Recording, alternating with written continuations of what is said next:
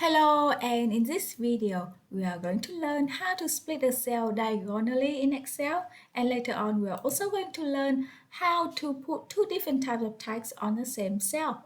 Okay, so let's get started.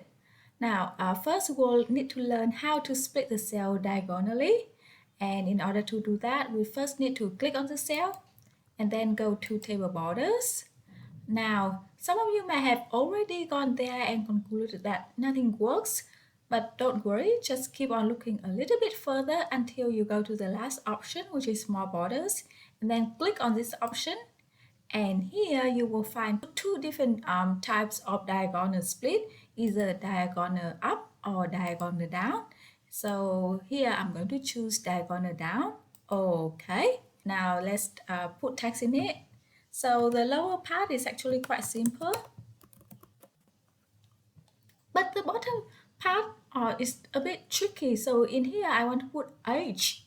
Now there are a few options that we could do that in Excel. One is to put a text box and then type age. Now I'm going to make it bold. Now we have a problem. So first we will need to format the text box. So no shape fill, no fill, and then no outline. Okay, now this works. And then we just need to move the text around to the desired position. And we are done. Now this works well, but it's a bit messy. Yes, I know. So let me show you another method. Let's first remove the text box.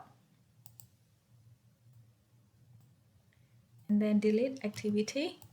Okay, and in here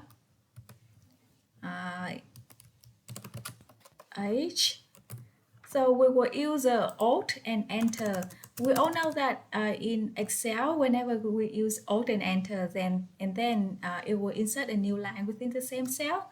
So first, let's do that for let's move the age to the desired position, and then Alt Enter.